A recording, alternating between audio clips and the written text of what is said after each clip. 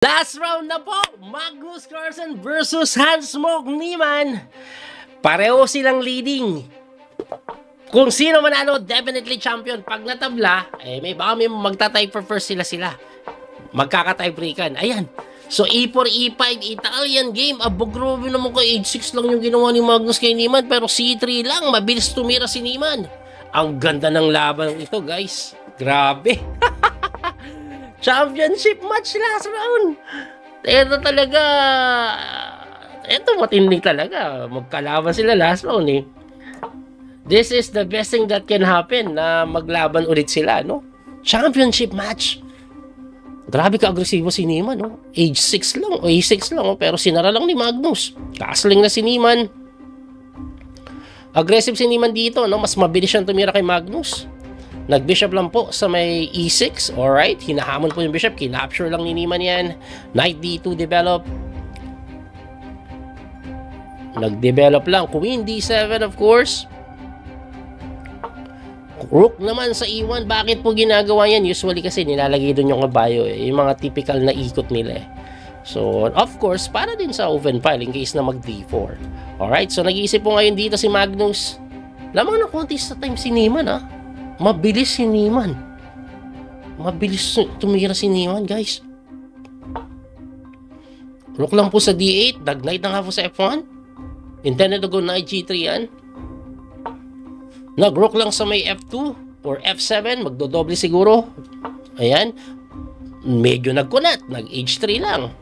Ayan na nga po. Rook F file ang ginagawa ni Magnus dito. Kinokontrol niya po yung F file. Mga idea niya later yung mga ganyan eh. Pero hindi pa kasi magawa ito sa kadahilanan na may knight takes. Malilibre yung kabayo.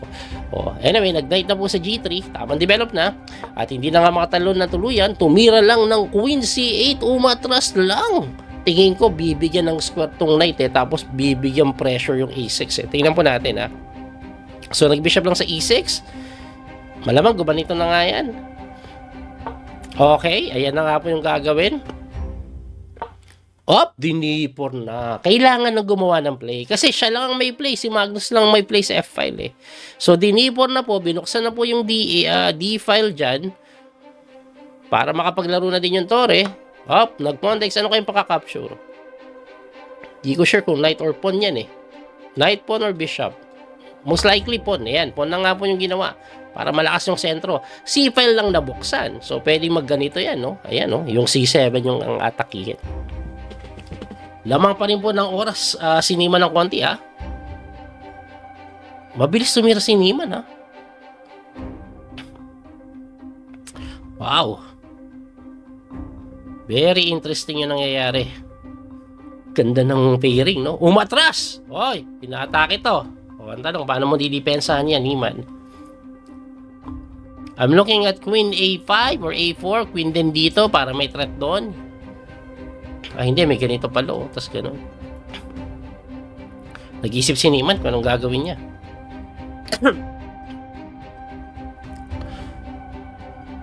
Medyo napapaisip na talaga. Natagalan po siya dito. Hindi niya alam kung paano niya didepensahan to. Nag-Queen E2. Alright. Talagang dinepensahan niya. Nag-knight lang doon. Tumalon. Okay, paano mo didepensahan to ngayon? Kaya gusto ko Queen A5 eh, para walang knight B4 eh. Pero wow, sa'yo na yan, sabi ni Niemann. It's all yours, baby. Binigay na po talaga. Pero hindi mo na tinakes. Sin-E5 muna, para wala yung weakness sa C7. Nag-iisip si Niemann dito, guys. Nag-iisip pa rin si Niemann. Dumidikit na po yung oras. Uy, ini-5 lang. Sinabayan na. Sabayan na mga sir. Dini-5 lang. Sumupa sa bayan ha. Ayoko nga. Isasara ko lang yan. Kinapture po yung C5. Pawn takes. Nag-knight lang doon. May pasok dito. Hindi makain ha. Dahil nakapin po yung reyna. Nag-queen lang doon. Alright. Knight B6 siguro. Pero may tulak eh. Yun ang ginawa. Okay, pinapalit. Pero tagilid na daw kasi may ganun lang. Babagsak kasi ito eh. Yun lang. O bosh. Napakaganda ng tulak na yun ni Magnus, no? Bagsak to. Winning na si Magnus. Ganda ng tulak. Kasi pag gumalaw to, kakainin na po ata yan. Kasi nga, palit. Tapos may check po. Bagsak yung tore. O, kaya gumano na lang. Kaso, baka kahit sabayan na eh. Sasabayan ba yan? Hindi siguro. Hindi siguro, no? Pero pwede ata itulak, ah. Pwede ata itulak, eh. Itutulak lang ata yan, eh. Takes, capture. Takes, capture. Night move. Rook takes. Umatras lang, eh. Umatras lang. Wala na. Winning pa rin. Winning pa rin kasi talagang titingnan na tate. Oh. Ito, ayun, ibinigay na, kinain. Oh. Kinapture. Alright, kumaka-counterplay pa. Lakas ng mga pawn ni Magnus eh. Magnus na yun eh. Alam niya din yung ginagawa niya eh. Alam niya din yung ginagawa. Just player din eh. Okay, gusto matiin kaya umatas yung bishop para tamang depensa lang. So this is a pawn-up situation for the side of Magnus with a very strong play pa sa F-file. So talagang winning na to. Ayan, nagwawala na lang po. Okay. Takes. May kain dito, di ba? Kaso may ganito ata. Yan atang gustong gawin. Kinain lang pala. Kain na pala yun. Hindi pa ganun kadali kasi pag wala kang oras, nakaka-pressure pa yan eh. Nakaka-pressure pa yan pag wala kang oras. Oy, inaatake to. Inaatake to.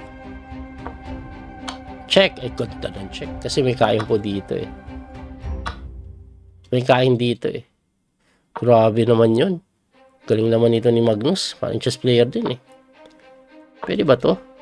Teka lang Ako nahihirapan pa Ako yung nahihirapan eh, no? Takes. Check. Wala na. Ubus na to. Wala na. Mati na. Grabe. Woo! Champion si Magnus, guys. Congratulations, Magnus. So, wala. Hindi nakalusot. Ito po si Hans Mokniman kay Magnus. Ang ending champion si Magnus. Pero hindi pa po tapos yung iba. Pero definitely first na po si Magnus. Grabe yung ginawa ni Magnus na yun, no? Lakas ni Magnus. Si Icaro, hindi ko alam kung nasan eh. So, si Hans Mokniman nandyan. Pero, pag si Dennis Lasabik kasi naglalaro pa eh. 8.5 siya. So, pag nanalo yan si Dennis Lasabik, magbabago pa yung standing dyan. Magbabago pa. No? At may iba pa pong naglalaro eh, na may possible 9 eh. Pero definitely, first si Magnus and baka kung sino manalo dito between Dennis Lasabik, ano nangyari kay Dennis Lasabik, kung sino manalo po dito, naglalaro pa sila. Kung sino manalo dito, magsa-second place. Sure second place. Kung sino manalo. At mukhang winning na si Dennis Lasabik. So, second place po si Dennis Lasabik dito. Most likely, and maubos yung pawn. So, malamang siya yung magsa-second place. Magre-resign na to sigurong, FM lang, oh. Pero, ano siya, no? 8.5. Alright. Magpo-promote na si Dennis Lasabik. Hintayin na lang po natin yung, final standing. Okay. So, I think that's it. That's the standing. Second, si Dennis Lasabik. It looks like third pa rin si Hans Mokniman. At, grabe yun. Nag-enjoy ako sa Title Tuesday na to kahit 6 rounds lang nilaro ko.